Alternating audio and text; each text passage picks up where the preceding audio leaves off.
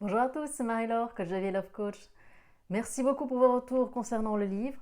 Merci beaucoup pour vos emails et pour vos demandes de coaching.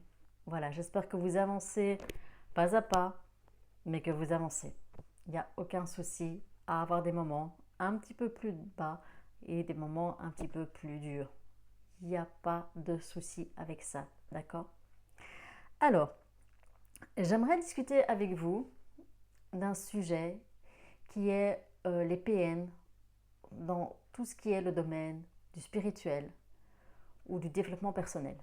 Donc quand je veux dire spirituel, je ne vais pas parler que de la religion. Je vais parler de tout ce qui est par exemple les soins énergétiques, tout ce qui est d'autres méthodes de bien-être, tout ce qui est oui, développement personnel, le coaching. Voilà, tout ce qui est par définition censé vous amener à un mieux, à des courants de pensée, à une philosophie de vie. Et voilà, on l'avait remarqué, dans tout ce qui est dans les statuts de pouvoir, il y a des PN. Pas que des PN, heureusement, mais il y a des PN. On l'avait déjà vu dans le domaine de la justice, il y en a. Dans tout ce qui est à la tête d'ONG, il y en a aussi. Et là, dans tout ce qui est spiritualité, domaine du développement, du bien-être, ils y sont aussi. Voilà, super. Alors pourquoi? Parce que pour eux, c'est du pain béni. Pour leur image de personnes bien sur tout rapport.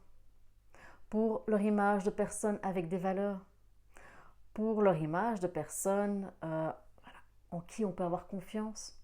Parce que ce sont des bonnes personnes, évidemment, de façade. Est-ce que les PN ont une capacité à avoir vraiment une spiritualité? Alors, eh bien, n'oubliez pas que les PN sont des personnes qui sont vides à l'intérieur.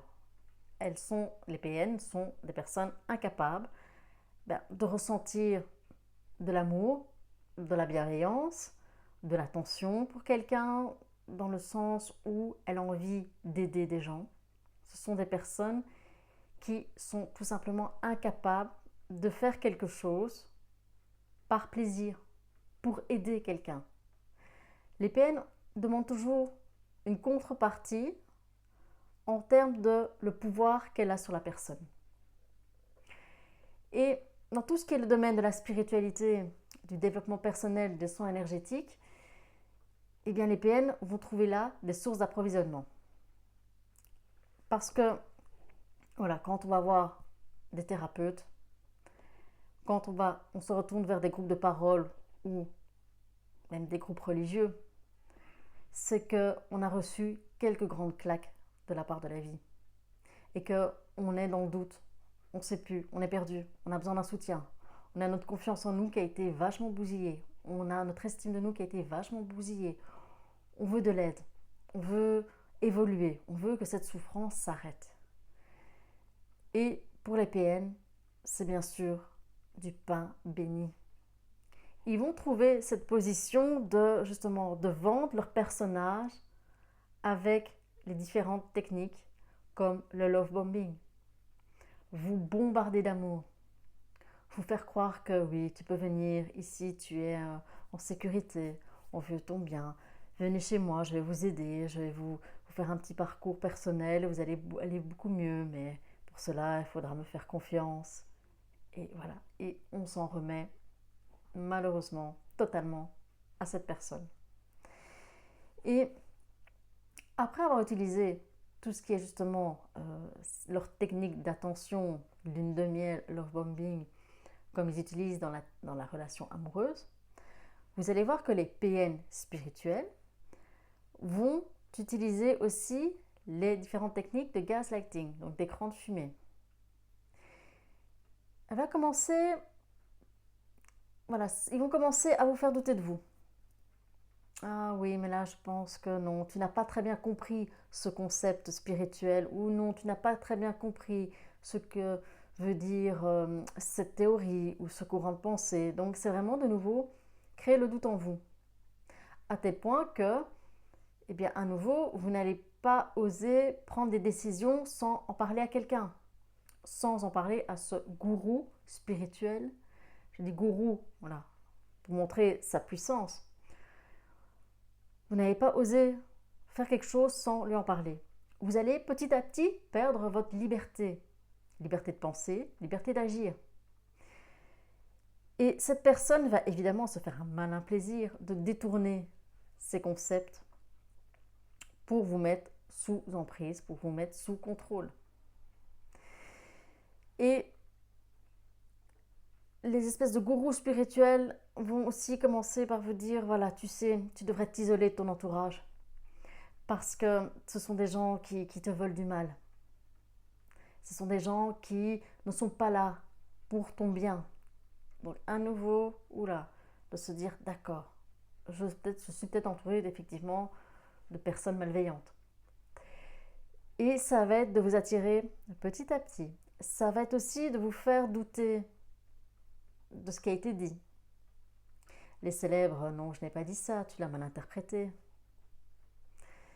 Ça va être d'autres techniques de contrôle coercitif, comme par exemple les abus financiers. Donc vous demandez de plus en plus, vous demandez de participer à des collectes, vous demandez de donner certaines sommes d'argent, ou sinon vous serez mis à l'écart du groupe, vous serez mis à l'écart de certaines activités, vous serez montré du doigt, on va vous énerver, on va pas vous énerver, on va vous montrer vraiment comme une personne qui n'est pas digne de confiance, une personne qui n'est pas bien, qui n'a pas des bonnes valeurs. Voilà, vraiment pour utiliser la triangulation pour que les autres membres du groupe contre vous mettent en compétition en disant mais regarde, les autres le font, pourquoi toi tu ne le fais pas? On va aussi utiliser peut-être bien la technique de l'intimidation. Tu as tout intérêt à faire ça ou tu as tout intérêt à ne pas faire ça. Généralement, ce sera ne fais pas ça sans mon avis, sans mon consentement. On va peut-être aller jusqu'à vous contrôler sur les réseaux sociaux, savoir ce que vous faites. Donc vraiment, essayer d'intégrer votre intimité pour vous contrôler, pour voir un petit peu qu'est-ce qui se passe dans votre vie. Il y aura peut-être aussi, dans certains cas, des abus sexuels, des attouchements, du harcèlement, des mots, des gestes déplacés. Il y aura aussi le fait qu'on va vouloir vous éloigner d'accès à certains types de soins. Des soins mentaux pour la santé mentale ou des soins physiques. Parce que le ou la PN spirituelle se sera dressé en tant que juge ultime, tout pouvoir sur vous. Que le ou la PN spirituelle sait ce qui est bon pour vous. Donc vous allez sentir que petit à petit, vous êtes moins bien que la première fois que vous avez rencontré cette personne. Et c'est tout à fait normal, parce que le but de PN spirituel, c'est pas que vous alliez mieux. Non, c'est justement que vous soyez de plus en plus mal, pour que déjà cette personne puisse se nourrir de votre énergie, que ce soit mentale ou même physique. Aussi que vous restiez le plus longtemps pour votre argent, pour l'attention que vous accordez au ou à la PN spirituelle. Mais en aucun cas ce sera de voir aller mieux, de vous voir quitter ce groupe d'aide ou d'entraide. Ce ne sera jamais ça le cas. Ça va être de vous maintenir dans un état de mal-être, voire pire, dans un état de colère, dans un état de frustration. Mais sûrement pas de vous aider à aller mieux. Donc, si vous sentez un doute en vous disant « je suis plus mal qu'avant, j'ai l'impression que je n'ai plus autant de liberté, que je ne peux pas dire ce que je veux, ce que je ressens », n'hésitez pas à vous fier à votre intuition. C'est qu'effectivement, il y a un problème. Et je ne parle pas ici du mal-être qu'on peut avoir quand on commence à parler de son expérience. On raconte certaines choses qui peuvent vous bousculer vos émotions, bousculer vos pensées, ou vous les sortez et puis qu'après vous allez mieux parce que vous avez lâché le truc, parce que vous avancez dans votre développement personnel. Là, je parle vraiment d'un mal-être qui vous dit mais il y a quelque chose qui ne va pas. Je me sens vraiment sous coupole. N'hésitez pas à déjà partir. Vous avez le droit de quitter une thérapie, vous avez le droit de quitter un groupe de parole, vous avez le droit de mettre un terme à quelque chose qui ne vous convient pas. Vous avez le droit de prendre des distances. Si vous constatez que vous êtes même dans un état d'abus spirituels, n'hésitez pas à aller porter plainte. N'hésitez pas à en parler. Si vous constatez que vous pouvez être dans un domaine où bien voilà, il y a certains abus graves, voilà, parlez. Parlez, n'hésitez pas à parler. Allez voir la police, parlez-en.